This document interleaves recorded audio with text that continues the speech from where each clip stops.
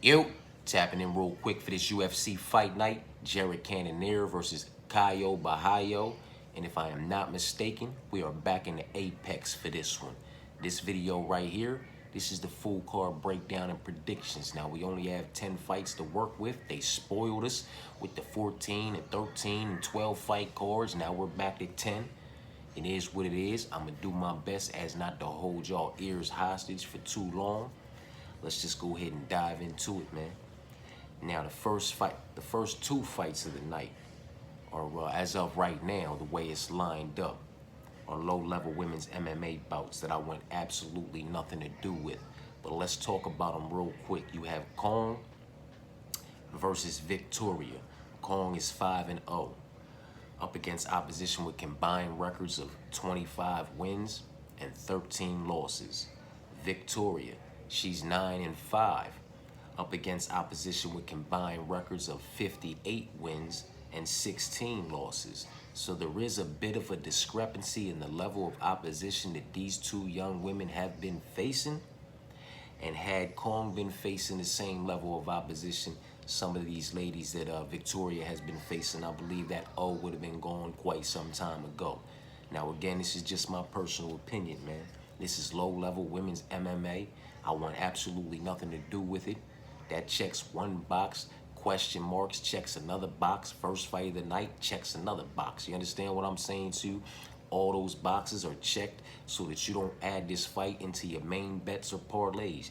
You know what I mean? But the pick is going to be Victoria, based purely off of experience. You understand what I'm saying to you? Having faced a higher level of opposition. Now listen, I know one thing has nothing to do with the other, and you don't face a higher level of opposition until you do, and then it's on you to prove that you belong to be where you are, and you deserve to get the call that you got. So I get it.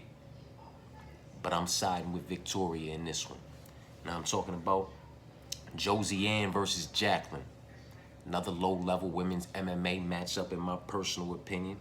Hopefully they shuffle. Maybe, matter of fact, you know what? Hopefully they don't shuffle this around and we can just get these motherfuckers out the way. Quick, fast, and in a hurry.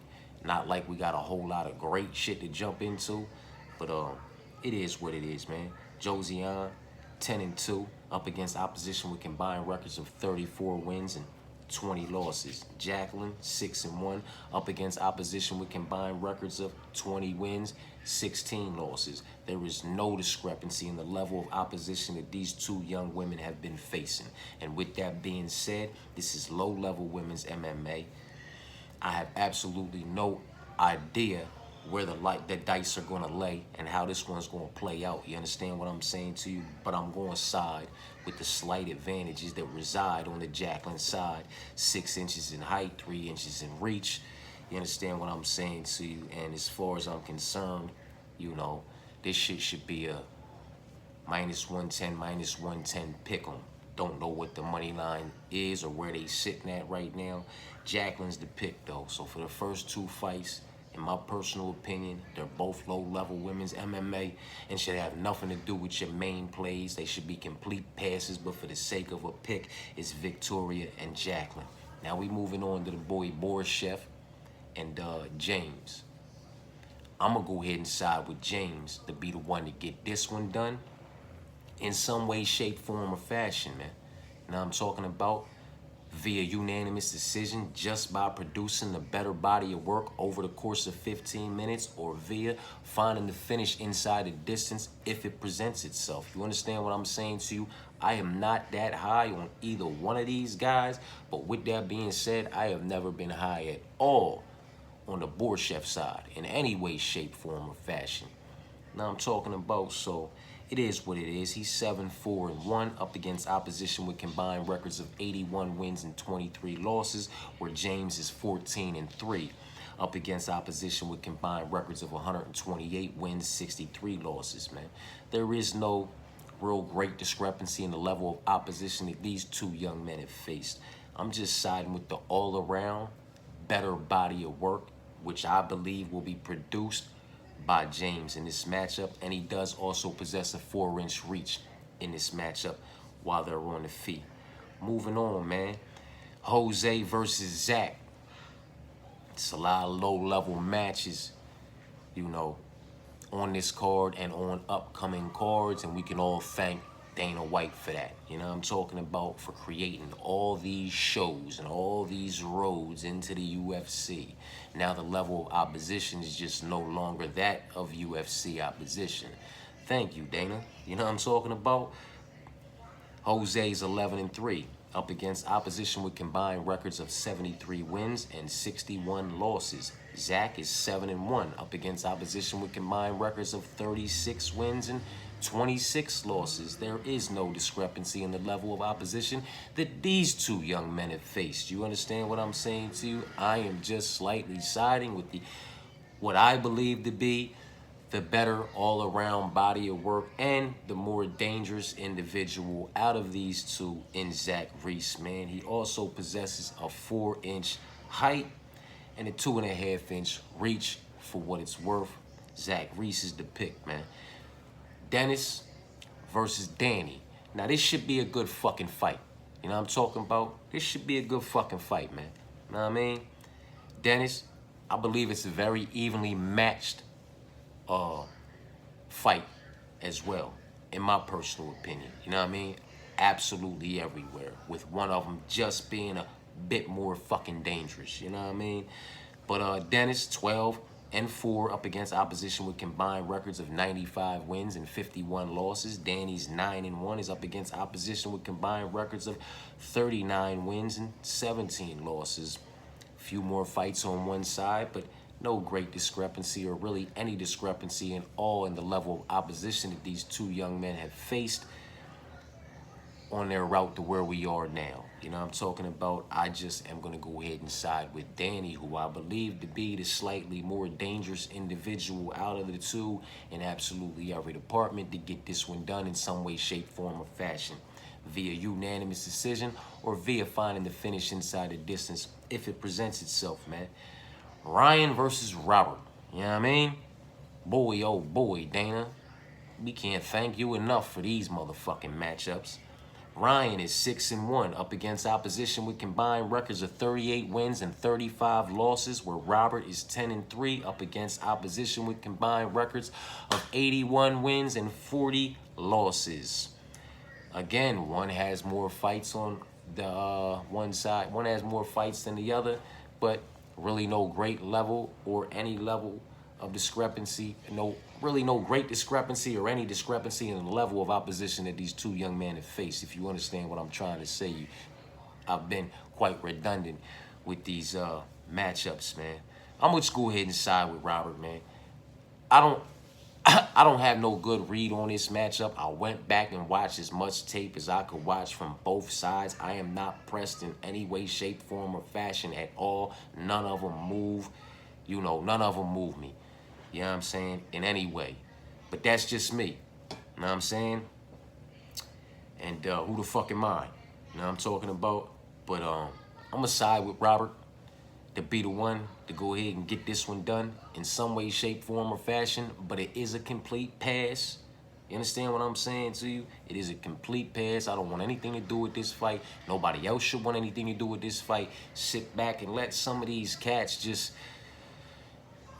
perform against each other, which is not going to give us the opportunity to gauge where their ceilings may or may not be inside the UFC, and just let them move forward and see what happens, man. Know what I mean? But I'll roll the dice on Robert and see where the fuck they lay. Michael versus Neil. Now, this is where it begins to get a bit dicey for motherfuckers on the other side of this camera, man, and I can get it, man. Motherfuckers ain't necessarily going to be with it, man. It's cool. I'm rocking with Neil Magny, though, man. I'm not fitting to go against the grain and turn my back on an individual who's consistently been good to me when it comes to cash and parlays, man. You know what I mean?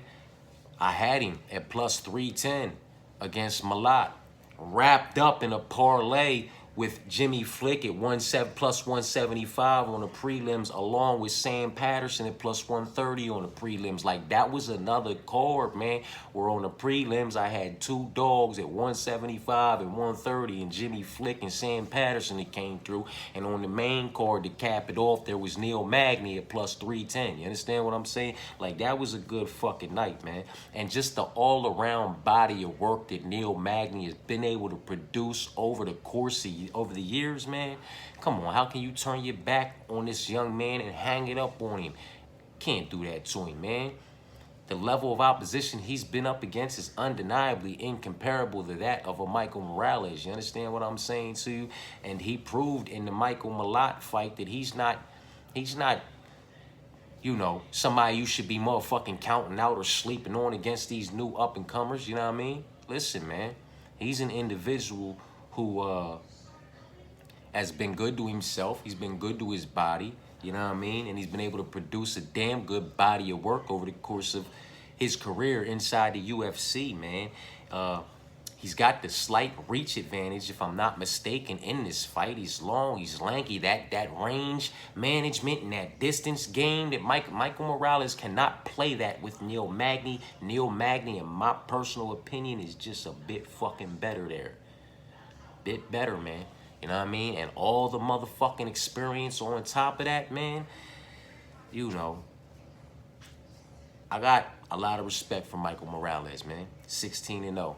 But that 16-0 is up against opposition with combined records of 97 wins and 44 losses. With his wins against, you know, individuals that he's faced inside the UFC being his highest levels of opposition, but that being nowhere near the level of opposition that Neil has faced for a very long time. He is very experienced at this level, on this tier, with these individuals and this level of competition. You understand what I'm saying to you? He knows exactly what he needs to do to edge out the rounds with the judges. He knows what he needs to do, you know what I mean, to get the job done inside that octagon, more so than that of a Michael Morales. And I'm not sitting here saying, you know, Michael Morales, you know, it's not a night where he doesn't get, it's a night where he gets the job done. But Michael Morales he's not a big finisher in my personal opinion when it comes, especially not when it comes to this level of opposition, man. You know what I mean? Getting this one done against Neil Magny would be a split or unanimous decision in my personal opinion. It's not a finish inside the distance. As Neil Magny is just he's a bit too good, man. He's a bit too smart. The IQ is a bit too sharp. You understand what I'm saying to you? Again, this is all just my personal opinion, but I don't see no department on the feet, whether it be on the feet in the striking department, whether it be, you know, in close in the clinch, whether it's wrestling, grappling, down on the ground in the jiu-jitsu department. Like, I don't see any department that Michael Morales is better than Neil Magny in.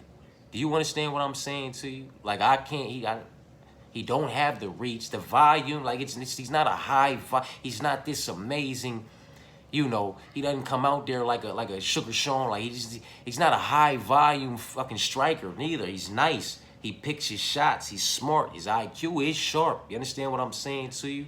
He's nothing to be slept on. He's very well-rounded. He's very fucking solid. He's got nice pop in his shots. He's not the most powerful individual. You understand what I'm saying to you? He's quick, but he's not the fastest motherfucker neither. I don't think he's better than Neil Magny anywhere. I don't think he's better than Neil Magny anywhere, man. And for that, I'm not going to turn my back on Neil Magny yet. You know what I mean? Like, it's not going to happen. I don't know that I'll ever turn my back on the young man. I just might not add that fight leg into a card if I don't feel like he can get it done. You understand what I'm saying to you? Like, this ain't a swap-out situation for me. I offer it as a swap-out option when I put the parlays together. But for me, you know what I'm talking about, when I add this leg to my parlays, it's just a dog play. You know what I mean? I'm not even going to go the other way and go against the grain, man. You feel me? Because Neil has been too good for me on parlays, and he's produced too good of a body of work over the years that he's been inside the UFC, up against, you know, up on this tier, up against the highest levels of opposition in the division, man. You know what I mean? So it is what it is. It should be competitive. I just like Neil Magny to edge him out absolutely everywhere. The striking department, the reach, he doesn't have the reach on Neil. Neil has the reach on him, and Neil knows how to use that reach very much to his advantage as well. It's going to be a very much distance managed, very technical matchup. While on the feet, it's when they get entangled, shit's gonna get real fucking interesting. You know what I'm talking about? I'm rocking with Neil though, man. Edmund versus Gerald Meerschaert. I'm gonna go ahead and take Edmund to be the one to get this one done via unanimous decision. Possibly via finding the finish inside the distance if it presents itself and he's able to catch and clip Gerald Meerschaert clean and disconnecting from his consciousness, man. Which Meerschaert is tough, and catching him clean is not always necessarily the easiest thing to do. And if this was a few years back, you know what I'm talking about, I'd be all over Meerschaert. I'd be making a strong case for Meerschaert, and I'd be all over him. It'd be a dog or pass, you know what I mean? A dog play situation just based off of Edmund Shabazian's lack of takedown defense, lack of defensive grappling, you know what I mean? Just lack of being able to get off his motherfucking back when the fight finds its way there. He is very much worked, you know, on that department. Enough so that I believe he'll be able to keep this fight on the feet when Meerschaert wants to take it to the ground. And if he is taken to the ground, he'll be able to remain safe while there and find his way back up to the feet where he'll continue to do the better body of work over the course of 15. So I like the body of work that Edmund's going to be able to produce on the feet in the striking department, more so than anything Meerschaert's going to be able to do if and when he's able to secure takedowns over the course of 15 minutes in this matchup. If you understand what I'm saying to you, man, Edmund's the pick. Now, this is the other one where I'm rocking with the homie and motherfuckers might not necessarily, you know, want to rock with me. And it's all right, it's cool, I can completely get it. But Angela's the pick against Tabitha. You understand what I'm saying to you? And I've said it over and over again. You know, this last couple years, these last 3 years, you know what I'm saying? Win, lose, or draw, it didn't matter, you know what I mean? It's been a new Angela, man, a new Angela. You know what I mean? And I get it. That's 17-3 next to her name. And then you look at Tabitha, she got the 10-2 next to her name. It's a lot more appealing on that side of things. And yes, she has faced a high level of opposition in her own right since being inside the UFC. But listen, man, the level of opposition is undeniably incomparable as far as, you know, careers are concerned. Angela's been in it and up against it just about from the beginning of her career, hence why she has 17-13. If Tabitha was in the UFC from the moment that Angela came into the UFC and took on the individuals that Angela took on in the UFC at the time that she took them on in their primes in the UFC, I'm sure she'd have quite a few more losses next to her name too. But again, this is just my personal opinion. This is the new and improved Angela that we've been seeing. All around body of work that she's been producing. It's just been immaculate, man. It's been beautiful to see. You know what I'm saying? That's the homie. I fuck with her, you know what I mean? Again, I'm not going against the grain. You feel me? It's cost me in the past, you know what I'm talking about? But more times than not, you know what I mean? You know, she's been able to go ahead and get it done. And motherfuckers haven't liked it, you know what I mean? Tabitha might not like it. The individuals on the Tabitha side of things might not like it. Individuals just flat out might not like how shit goes down when Neil Magny and Angela Hill secure victories on Saturday night. You know what I mean? But I'm rocking with Angie. And respectable money line in my personal opinion. It should be a pick 'em. Tabitha should not be the favorite. You know what I'm talking about? If there was a slight favorite, you know, it should be Angela, man. In my personal opinion, man. You cannot deny the body of work that she's been producing over the last, you know, 36 months. It's just been, you know, a very good body of work in my personal opinion, especially when, you know, I'm somebody who's been there since the beginning of her career. You know what I'm talking about? So I saw the turnaround. You know what I mean? While it was happening, while it was taking place, and it's just been beautiful to watch, man. You know what I mean? Maybe everybody don't see it because they wasn't, you know, on her whole career to be able to see it, but I saw it, man. And I'm not going to, go against the grain. Angie's the pick. Jared Cannonier versus Caio Borralho. And this is with all due respect to Jared Cannonier, who's an individual I have been high on in the past. Very respectable resume, very respectable body of work all around. You know what I mean? He's solid and he's well-rounded. You understand what I'm saying to you? His best days are behind him, though. You know what I mean? They are behind him, unfortunately, and Caio Borralho is still coming into his best days. And I just feel like he's going to be a bit too much for Jared Cannonier absolutely everywhere over the course of 25 minutes. And I could see him finding the finish inside the distance somewhere late in those championship main event rounds. You know what I'm talking about? Possibly sinking in a submission somewhere in the 4th round. Possibly just finding the finish inside the distance via, clipping him and disconnecting him from his consciences, man. Durability, is not what it used to be. But yeah, that's how that's going, man. You know what I mean?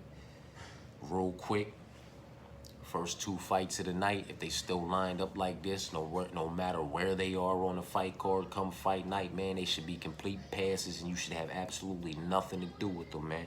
Kong versus Victoria, but the pick is Victoria via split, possibly unanimous decision. And Josie Ann versus Jacqueline, but the pick is Jacqueline in some way, shape, form, or fashion.